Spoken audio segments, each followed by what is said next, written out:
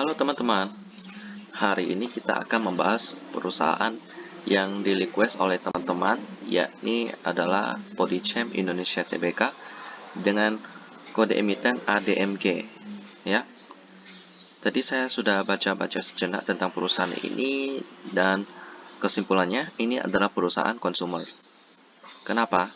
Karena produk yang dihasilkan oleh Bodychem ini atau ADMG ini itu merupakan bahan baku untuk produk-produk seperti deterjen, dan lalu ada lagi pakaian, celana, popok bayi, dan juga produk-produk lainnya ya.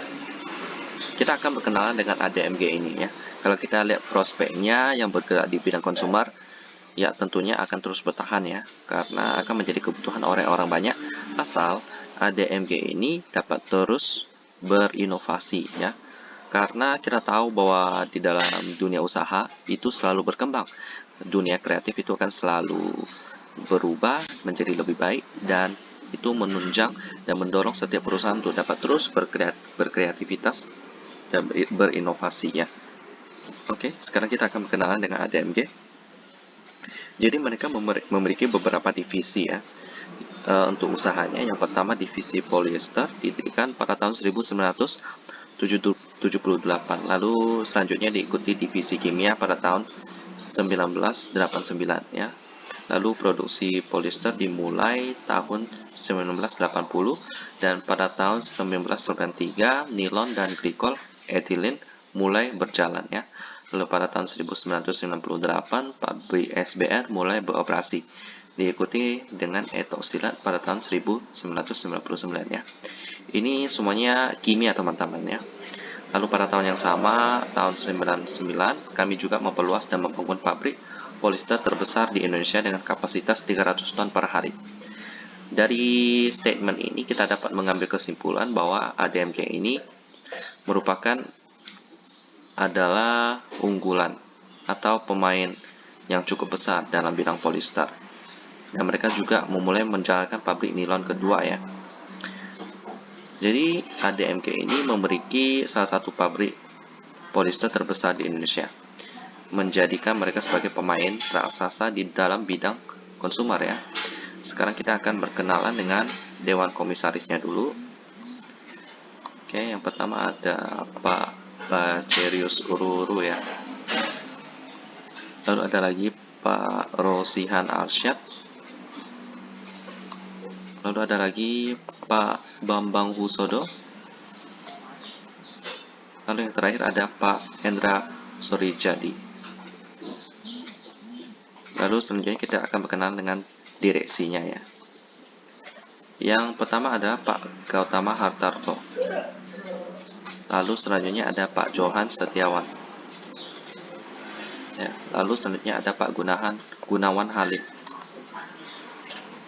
Lalu ada Pak Junali Juwati. Lalu yang terakhir Pak Wiji Santoso. Ya, kita sudah berkenalan dengan komisarisnya dan direksi-direksinya. Sekarang kita akan melihat produk daripada ADMG ini sendiri ya. Produk consumer good yang menjadi kebutuhan orang banyak ya, bergerak dalam industri tekstil ya, karena mereka menyediakan polyester. Polyester itu kan adalah bahan baku untuk pembuatan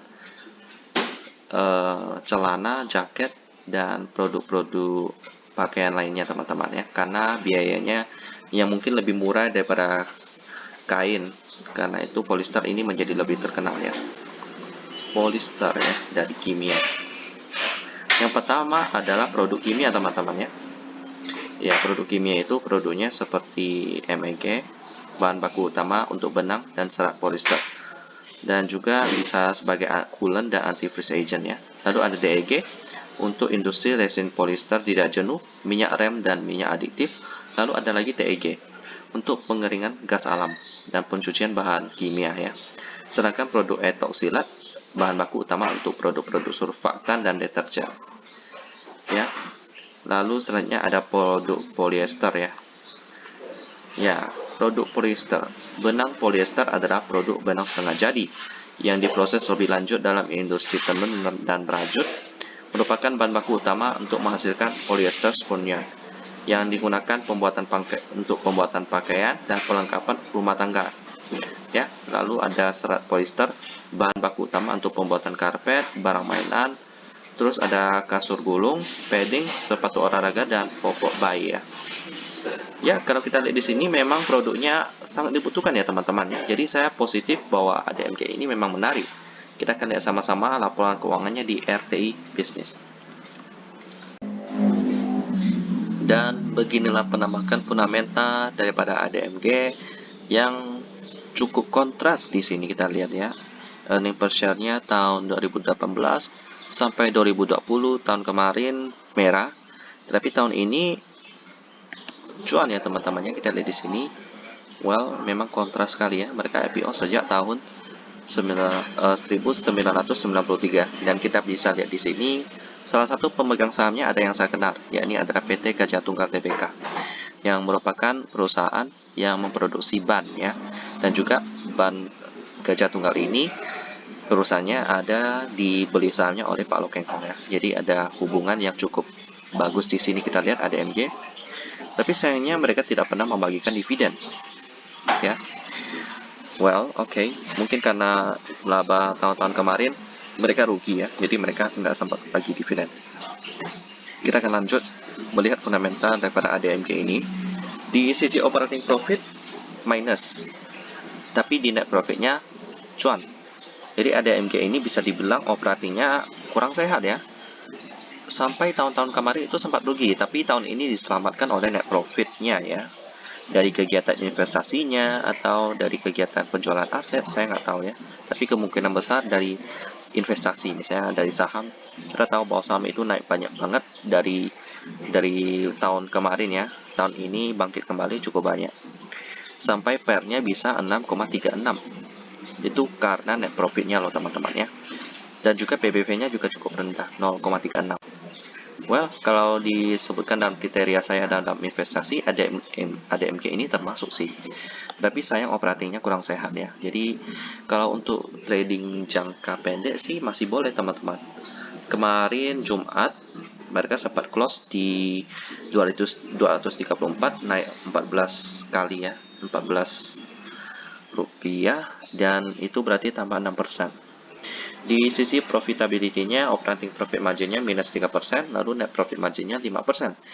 Cukup tipis sebenarnya net profit margin-nya, tapi bisa cukup untuk membuat PER-nya itu sangat bagus ya. Lalu di sisi liquidity, cash ratio 51% dengan quick ratio 185%. Well, not very bad. ADMG ini memang kalau kita lihat cukup menarik ya teman-teman ya. Tetapi sisi operatingnya memang kurang sehat. Jadi apakah ADMG ini cocok diinvestasikan? Saya akan katakan tidak ya. Tapi kalau untuk trading gimana? Well, kalau trading sih sah-sah aja, boleh-boleh aja karena pairnya memang cantik. Jadi untuk trading, untuk swing trading itu bagus, tinggal kita sesuaikan timing yang tepat untuk masuk ke dalam saham ini ya. Biasanya saya pakai indikator MACD. Kalau misalnya MACD-nya kuat, berarti nanti bisa untuk di trading kan ya. Demikianlah tentang ADMG dan kita ketemu lagi di video selanjutnya.